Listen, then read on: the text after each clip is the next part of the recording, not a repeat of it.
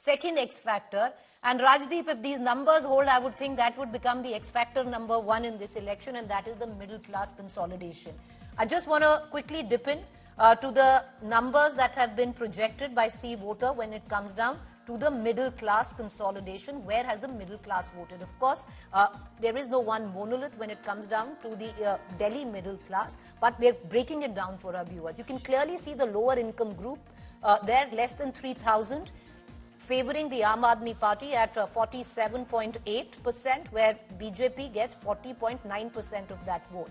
Then 6 to 10,000, you can see the lower income groups. They're completely favouring the Aam Aadmi Party as expected. And then you see from 20,000 onwards, you see a complete flip when it comes down to the voters in the national capital who make over 20,000 and over, and more than 1 lakh over. And that's the big part, because that nearly more than doubles in terms of percentage for the Bharatiya Janata Party. 61.1% who earn more than 1 lakh are actually voting for the BJP, and 25.8% voting for the Aam Aadmi Party.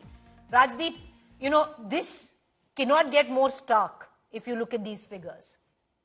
Absolutely, Preeti. Just as there is a gender divide, there is a clear class divide emerging. I mean, the middle class, as you rightly said, is not a monolith. The higher incomes within the middle class are even more firmly with the BJP. And they have been with the BJP over a period of time. Remember, the BJP, even when it lost badly to the AAP in 2015 and 20, still had about 38% of the vote. And a large chunk of it was seemingly from the middle class groups, particularly the higher income middle class. But I think more than middle class, I'm going to call it aspirational class. There's an aspirational class which looks closely at the budget, which looks for benefits from the budget, which looks for greater savings, higher consumption.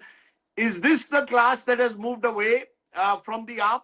Possibly. Remember, this is the class which is also most exposed possibly to news media, which sees the kind of stories that have been put in the news media about alleged corruption of AAP, the extravagance of their leadership. These are the stories that have been pushed right down the line over the last couple of years. So I sense it's an aspirational middle class, apart from the traditional middle class voter of the BJP who switched. I think the one strength that the AAP had in 2015, certainly to some extent in 2020, is that the middle class, which was angry and fatigued by corruption, saw Arvind Kejriwal as a savior.